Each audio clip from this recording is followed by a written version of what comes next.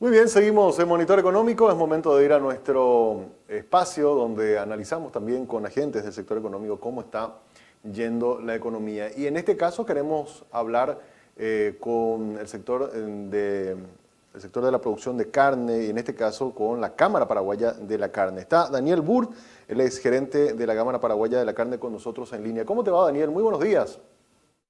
Buenos días, Samuel, ¿cómo te va? Encantado de saludarte. Un gusto poder conversar contigo en este espacio, Daniel. Y bueno, estábamos mirando en esta semana, en estos días estábamos compartiendo con la audiencia los números de exportación a nivel global y en ellos veíamos los números de exportación de la carne y según datos del Banco Central hablan más o menos de un ingreso de divisas por 1.300 millones de dólares. Y una pregunta que nos hacíamos es, bueno, por el lado de la exportación, se ven números positivos, ¿verdad? El indicador, por lo menos de Banco Central, habla de más o menos un 10% de crecimiento en exportación, pero ese mismo dato, si miramos el sector cárnico en el IMAET, que es el indicador de actividad económica, Banco Central dice que la actividad está contraída, es inferior al año pasado. Entonces, por eso queríamos consultarte un poco cómo se dan esta disparidad de los números. Por un lado, la actividad está disminuyendo, pero los números de exportación son más positivos. ¿Cómo podemos entender esas diferencias, Daniel, si pudieras explicarnos? Bueno, cualquier comparación con el año pasado va a ser así, que fue un año récord, tanto de exportación, de ingreso de divisas, de faena. Este año estamos teniendo un año bueno. Seguramente no va a ser tan masivo como el año pasado, pero estamos teniendo un año bueno a pesar de las dificultades que tuvo el sector este año, empezando con la guerra en Rusia. Rusia se ha mantenido ya por varios años como nuestro segundo principal cliente de carne paraguaya. Esa guerra, la incertidumbre que generó en términos de servicios financieros, en términos logísticos, hicieron que durante un par de meses o más se contrajera casi absolutamente el comercio con ese país. Después también Taiwán estuvo con cuarentena por más tiempo que los otros países, o por lo menos eh, todavía durante este año, que afectó suficiente. Y después también el caso de Chile, la incertidumbre generada por las elecciones y también por la nueva constitución que se votó la semana pasada. Entonces, en tres de nuestros cinco principales mercados hemos visto cierta incertidumbre que nunca es positiva. A pesar Claro. de esto, creo que vamos a cerrar un buen año, seguramente no tanto como el año pasado, como decía, pero bueno, estamos desarrollando una buena capacidad para adaptarnos a esta situación. ¿Estaríamos hablando de números cercanos a los 2.000 millones o vamos a estar todavía de eso, Daniel? No, y el año pasado nos acercamos bastante a eso. Este año también vamos a estar relativamente cerca. Hay que tener en cuenta también que los precios a nivel internacional han subido bastante. Hemos visto una inflación a nivel internacional que no vimos el año pasado. Figuran mayor ingreso de divisas, pero también hay que entender que los costos han subido. Entonces, que figuren números de mayores ingresos, no contempla que también el flete, el combustible, los insumos, los balanceados de los alimentos también han subido bastante, ¿verdad? Entonces, también un factor inflacionario que estamos viendo, no solamente de mayores ingresos. Sí, totalmente. Ayer hablábamos con algunos productores. Y quería consultarte un poco respecto al tema del impacto de la sequía. Ellos nos decían que si bien es cierto también hay números positivos por el lado de la ganadería en cuanto a movimiento, facturación, sí está siendo cada vez más difícil. Es más, nos hablaban de que tuvieron que rematar muchos animales, producto un poco de este impacto fuerte que tuvimos de sequía. Y quería consultarte si en la calidad de los cortes han visto algunas diferencias, si se tornó un poco más difícil mantener esos estándares altos que siempre ha tenido Paraguay por los factores climáticos. No, en términos de calidad de la carne no vimos que haya afectado tampoco en los mercados, tampoco en lo que Paraguay puede proveer, ¿verdad? Sí es un flagelo que sufren los productores y toda la cadena todos los años, lastimosamente. Y bueno, como que tenemos que adecuarnos a esa situación que está un poco fuera de nuestro control, ¿verdad? Es un poco Claro. parte de la naturaleza del negocio agroganadero, de que estamos siempre dependiendo del clima, ¿verdad? Y a la merced del clima. Pero en términos del rendimiento de la carne a nivel internacional, de los mercados, de nuestra calidad, al contrario, ¿verdad? Tuvimos este año la venida de técnicos de los Estados Unidos que quedaron muy contentos con lo que encontraron y estamos nosotros agresivamente con el SENACSA y con otras instituciones persiguiendo la búsqueda de nuevos mercados, ¿verdad? Entonces, y con esta visita de los Estados Unidos, creo que estamos encontrando muy buena predisposición también en otros mercados para poder habilitar mercados muy interesantes para Paraguay, como el caso de Corea, el caso de Canadá, eventualmente, ojalá que México y Japón y otros países del Caribe. Así que creo que tenemos un hermoso desafío por delante.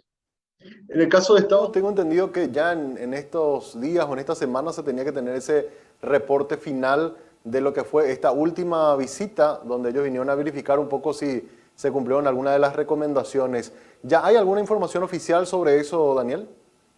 No tenemos información oficial. Lastimosamente, estos procesos burocráticos son un poco más largos de lo que nos gustaría. Y bueno, dependemos un poco de los procesos burocráticos de otros países y también de los procesos políticos, ¿verdad? Entonces, está la pelota en su cancha. Nosotros hemos hecho todo lo que podemos desde acá en términos de pasar los exámenes sanitarios que el Departamento de Agricultura de Estados Unidos exigía, de atender a las observaciones que fueron hechas durante la visita. Volvieron, como dijiste bien, a revisar y efectivamente todo fue atendido.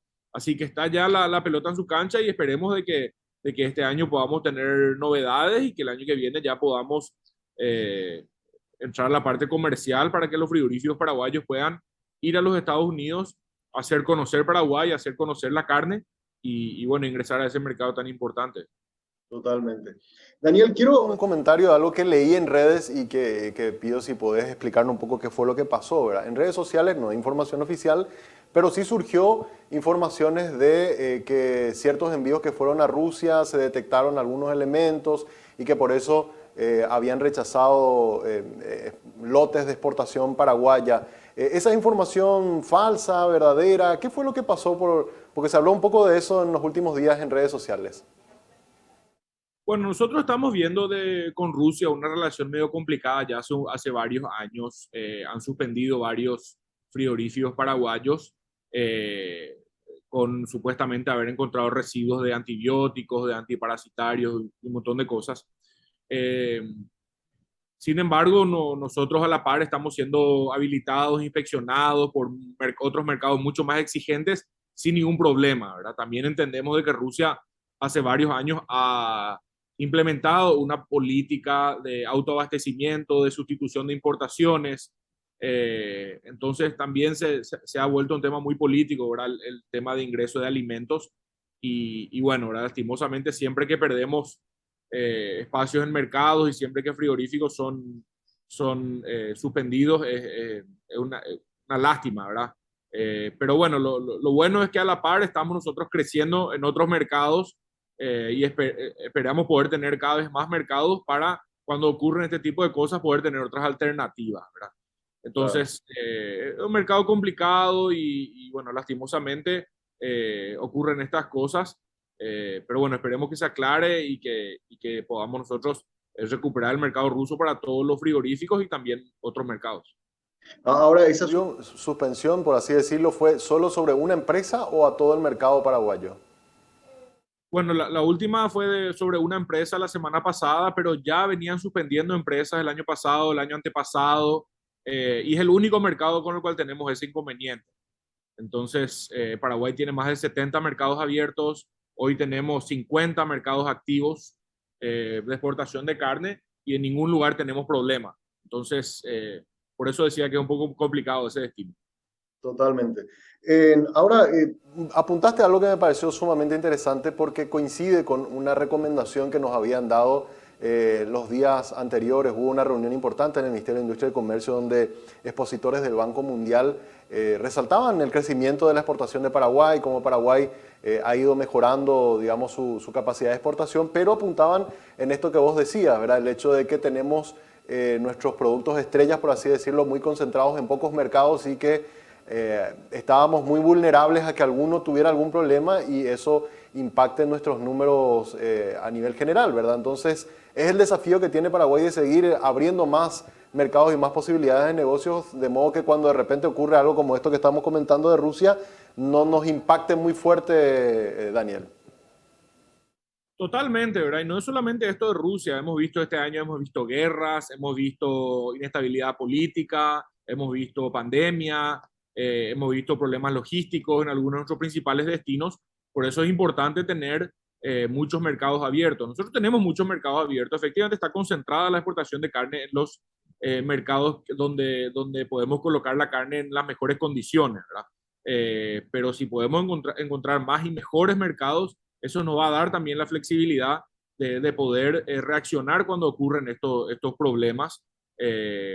Y bueno, estamos nosotros constantemente buscando más mercados para poder tener ese colchón, esa red de seguridad ante cualquier inconveniente. Ya. ¿Cómo está también, Daniel, el crecimiento de aquellos rubros no tan tradicionales, ¿verdad? Lo que tiene que ver con menudencias, carnes blancas, carne porcina, que entiendo también forman parte de este paquete o este pool de negocios que tenemos nosotros por el lado de la carne. ¿Están creciendo también esos otros segmentos de negocio? Están creciendo. Paraguay se está convirtiendo en un proveedor muy interesante de hamburguesas. Creemos, de hecho, que el mercado de Estados Unidos puede ser muy interesante para este sector, para la carne molida para uso industrial. Eh, También hemos visto en el último año de que hemos logrado la apertura de Taiwán para menudencias. Entonces cada vez representan un sector más importante. Acá el secreto del negocio es poder no solamente tener muchos mercados, pero tener mucha diversidad. Entonces tener mercados que consumen diferentes cortes, porque el negocio está en colocar todos los cortes posibles, desde los cortes para uso industrial, que tienen poco valor, pero cuando hablamos de volumen es muy interesante poder colocar todas las menudencias, los subproductos, no solamente la carne premium, que representa una parte muy pequeña del animal. Entonces, tener cantidad de mercados, calidad de mercados, diversidad de mercados, que en diferentes épocas del año haya demanda de diferentes lugares para poder tener cierta estabilidad, ¿verdad? Que es el mayor aliado del comercio internacional. Siempre que se hacen estos eventos de asado, seguramente te habrán preguntado ya, Daniel, ¿verdad? Pero siempre llaman la atención y genera mucho ruido a nivel mediático, ¿verdad? Cuando sale el mejor asado del mundo, el otro día surgió esta información donde Paraguay quedó posicionado como número 1 de Latinoamérica por sobre otros mercados tradicionales como Argentina, Uruguay y Brasil, ¿verdad? A la hora de vender, ¿ayuda o no, por lo menos para el marketing, ese tipo de información que siempre está latente, Daniel? Sí, yo creo que es muy importante porque nosotros sufrimos de un problema de desconocimiento como país. Cuando vamos a las ferias internacionales, Paraguay no es un país muy conocido y entonces a la hora de vender alimentos, nosotros necesitamos construir la marca país porque eso genera cierta confianza con el consumidor, ¿verdad? Cuando vos vas a comprar una carne de un país que no conoces o no tenés idea, es muy diferente que un país conocido que tiene ya cierta reputación de calidad, de constancia, que se ve en muchos lugares. Entonces, todas estas iniciativas, todos estos premios, todas estas participaciones internacionales ayudan a la construcción de lo que es nuestra marca país y de la calidad de nuestra carne. Nosotros estamos muy confiados y estamos muy orgullosos de la calidad de nuestra carne, pero tenemos que luchar contra el desconocimiento de ser un país chico, relativamente desconocido comparado con los gigantes productores de carne como Brasil, como Argentina, como Australia, como Estados Unidos. Estamos muy orgullosos nosotros de poder estar ahí peleando contra los gigantes, pero categóricamente cada vez que podamos hacer más promociones importantes para la construcción de esa marca país. Claro, sobre todo en esas ferias. Es bueno poder poner como por lo menos un efecto de marketing, es decir, bueno, en las últimas premiaciones estuvimos mejor posicionados, venga, prueba, descubra el sabor de Paraguay. Ese tipo de juegos que también en algún momento ayudan también a empujar y abrir nuevos negocios. Sí, nosotros estamos muy contentos de que estamos volviendo después de un par de años de pandemia a las ferias internacionales. En octubre vamos a estar en la Feria de Cial en París, que es una de las ferias principales internacionales de alimentos. y bueno, poder ahí exponer un stand con todos los frigoríficos paraguayos para poder reunirnos con nuestros clientes de todo el mundo, también que personas nuevas puedan acercarse a conocernos y bueno, eso es un poco un sector donde lidera el sector cárnico esa representación internacional, esa presencia en estas ferias de alimentos. El año que viene tenemos también la feria de Anuga en Alemania, donde ahí solemos montar un restaurante de carne paraguaya que la gente puede pasar a probar. Y es muchos años de constancia de este trabajo para ir ganando reputación y ganando espacio. También solemos hacer nosotros la Noche de la Carne Paraguaya en Chile y también a las ferias de Taiwán. Y bueno, y con esta apertura de Estados Unidos estoy seguro que vamos a tener también una presencia importante en ese país y orgullosos de que nuestra carta de presentación a los Estados Unidos, al mercado de los importadores americanos, puede ser la carne, ¿verdad? Entonces estamos muy seguros de nuestra calidad y bueno, y orgullosos por eso. Finalmente, los precios, ya yendo un poco del plano internacional y yendo al mercado más local, llegaron a estar muy altos a inicios de año, paulatinamente fueron bajando, hoy día están a precios mucho más accesibles, por lo menos si nos comparamos con enero, febrero de este año. ¿Se ha visto esto también afectado en el consumo o no? ¿Cómo están viendo el mercado local, Daniel? Bueno, como todos los mercados, el negocio de la carne se maneja por la oferta y la demanda, ¿verdad? Tenemos una curva nosotros natural de todos los años, que hay épocas de mayor demanda y épocas de menor demanda, también como hay épocas de mayor oferta y de menor oferta. A eso siempre se le suman algunas cosas medio extraordinarias, ¿verdad? El precio del combustible, por ejemplo, que hace subir el precio de todos los alimentos, la carne no está ajena de eso. La inflación que estamos viendo este año, el año pasado también no es normal para Paraguay, es mayor a lo que estamos acostumbrados, que también afecta, ¿verdad? Entonces, esos son algunos factores que estamos viendo en el mercado local. Siempre que hay mayor demanda, aumentan los precios, ¿verdad? Bueno, el consumo también reacciona acorde. Pero estamos viendo una suba a nivel internacional también de la carne, que tiene un poco que ver con estos factores inflacionarios, ¿verdad? Pero por eso nosotros también este año, atendiendo a esas subas que estaban fuera de lo común, hicimos 2 campañas promocionales, una con la Asociación de Amas de Casa, donde los frigoríficos abrieron sus puertas el 15 y 30 de cada mes para ofertar diferentes cortes, entre el 10 y 20% de descuento, eso era hasta fin de año. Y también participamos de la campaña Añua 2.0, habíamos hecho el año pasado a fin de año, donde se presentaba una serie de productos que están ofertados no solamente en los puntos de venta de los frigoríficos, pero también en los supermercados asociados a la Capasu. Así que estamos muy pendientes de eso, muy empáticos, sabemos bien la situación. Necesitamos nosotros trabajar esa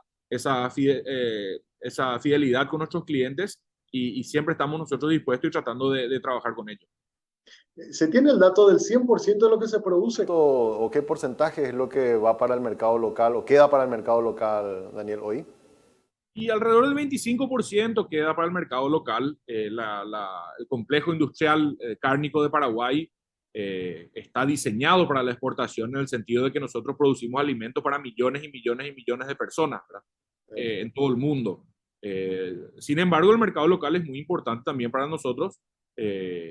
Por una cuestión sanitaria, también la carne con hueso no se puede exportar y queda mucho en el mercado local, que coincide con una cultura de consumo también, de que en Paraguay la costilla es un corte muy, muy interesante, ¿verdad? Muy, muy deseado. No es así en otros mercados, entonces existe esa coincidencia también. Excelente. Daniel, es un gusto siempre conversar contigo, conocernos del negocio y bueno, mucho éxito para lo que resta del año para el sector. Muchísimas gracias, a las órdenes. Muchas gracias. Daniel Burd, él es gerente de la Cámara Paraguaya de Carnes. Hacemos una pausa, a la vuelta seguimos.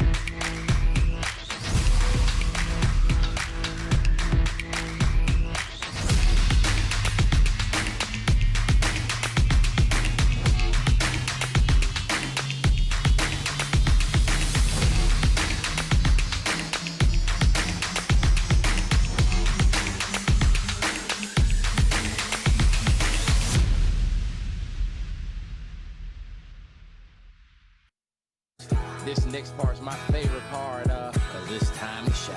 Gonna do the two-step, then cowboy boogie. Grab a sweetheart.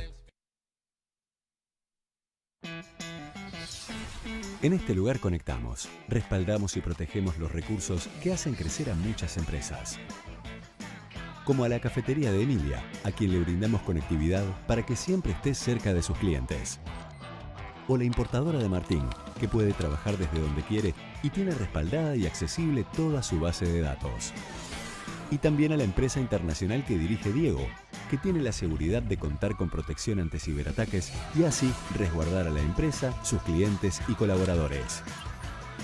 Porque sin importar si son pequeñas, medianas o grandes, ya son más de 50.000 las empresas que nos eligen para impulsar su crecimiento.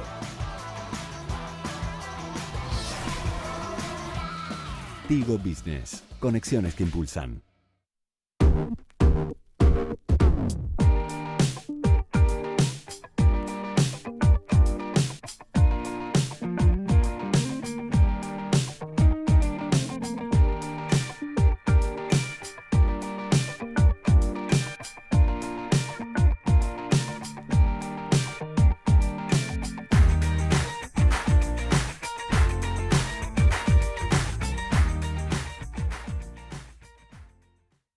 Préstamos para inversiones del sector agropecuario, industrial, comercial y de servicios del BNF. Hasta 10 años de plazo con 2 años de gracia para adquisición de maquinarias, implementos y accesorios. Obras de infraestructura y adquisición de animales para cría. Así como para adquisición de inmuebles para desarrollo de actividades productivas. BNF.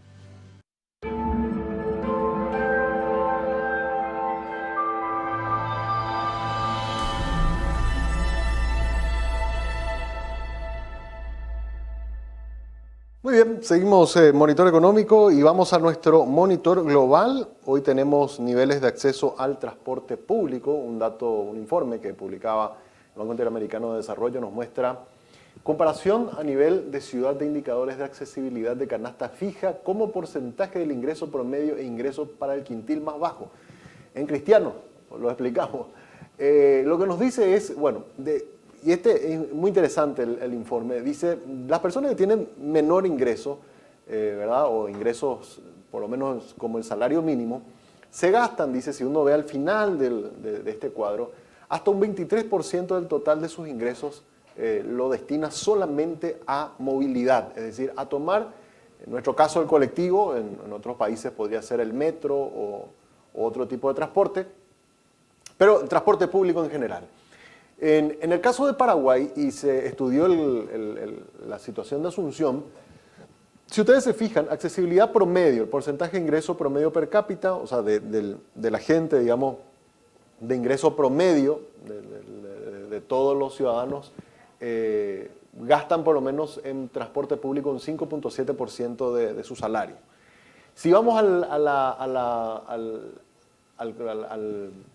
digamos al plano B, estamos mirando el A, ¿verdad? Ahora vamos al B a la columna B, vemos que en el caso de Paraguay, las personas con el porcentaje de ingreso del quintil económico más bajo, las personas que por lo menos ganan salario mínimo o menos del salario mínimo, destinan hasta un 16% de sus ingresos mensuales solamente a pagar transporte, ¿verdad? Estamos hablando, si tomamos como referencia el salario básico, algo así como 415.000, 420.000 guaraníes es lo que gasta a la persona que tiene un salario mínimo solamente en pasaje. Y después vemos la proporción de desigualdad, y en el caso de Paraguay está 2.9, es la proporción de desigualdad. El promedio de la región es 3.3, con lo cual Paraguay tiene un poco menos de desigualdad que el promedio de la región. En el caso del porcentaje del ingreso del quintil económico más bajo, también Paraguay está por debajo del promedio de la región, que es 23.1, Paraguay 16.3.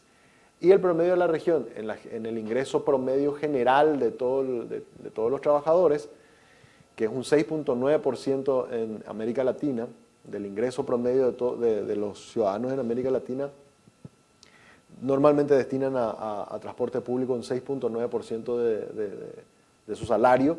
En el caso de Paraguay sería 5.7, ¿verdad?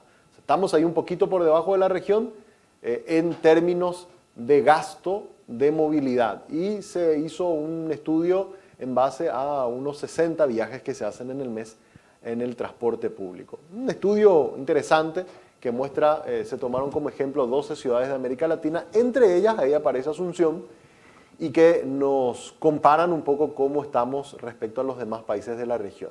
Aquellos países donde es más caro moverse en el transporte público, aparecen claramente Uruguay, ¿verdad? Perú, ¿verdad? Todo lo que está pintado en rojo o en un color naranja son aquellos donde los niveles están mucho más altos, y todo lo que está pintado en verde es donde los niveles están más bajos, ¿verdad? En el caso de Paraguay seríamos como un verde clarito, poquito por debajo del promedio, según este estudio que lo elaboró, o que está en un informe del Banco Interamericano de Desarrollo y que lo han publicado en estos últimos días. Y nos pareció interesante este cuadro, queríamos compartirlo con ustedes para que tengan un poco la referencia de cómo estamos en transporte público. Bueno, antes de despedirnos, te recordamos que el Working te invita a que hagas que ir a trabajar sea una experiencia, la experiencia Banco Working Café. Este espacio está abierto de lunes a viernes a partir de las 8 de la mañana hasta las 19:30 horas en el acceso principal del Paseo de la Galería. Puedes hacer tus reservas a través del 0985-188-188. Contigo también tenés la mejor experiencia de conexión del Paraguay. Conectate con más velocidad para disfrutar al máximo de las redes sociales, tus aplicaciones favoritas y todo el entretenimiento desde tu celular. Nunca te olvides que te conviene tener todo contigo. Y con Stornia medimos, identificamos, analizamos los intereses, hábitos y necesidades de los consumidores, conectando la marca con contenidos específicos y de valor. Somos contenido, somos innovación, somos Stornia, comunicación estratégica. Contactanos al 0986-946-663 o en @Stornia_PY, nuestra cuenta en el Instagram. Nos vamos con un video del Banco Mundial. ¿Qué es el Banco Mundial? En este video explicativo tenemos algunos tips para conocer un poco cómo funciona este organismo multilateral, del cual Paraguay también, muchos de los grandes créditos de obras públicas se financia a través del Banco Mundial. Así que con este video nos despedimos deseando que tengan un buen resto de jornada.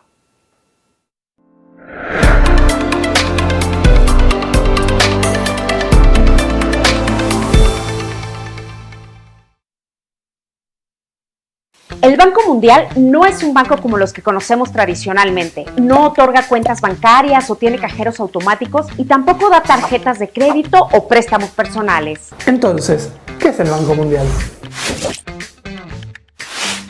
En el Banco Mundial tenemos una misión urgente y compleja: terminar con la pobreza en el mundo. Eso requiere enfocarse en problemas que afectan principalmente a los más pobres, como la falta de acceso a servicios de educación y salud de calidad. Este trabajo, claro que es muy distinto al de los bancos tradicionales. El Banco Mundial es lo que se conoce como un banco de desarrollo. Realiza proyectos que buscan fomentar el desarrollo económico y social de los distintos países. Lo que busca el Banco Mundial es mejorar la calidad de vida de las personas, y lo hace a través de proyectos con cada uno de los distintos gobiernos de cada uno de los países. En América Latina y el Caribe trabajamos en más de 300 proyectos, los cuales tienen como objetivo primordial promover el crecimiento en la región.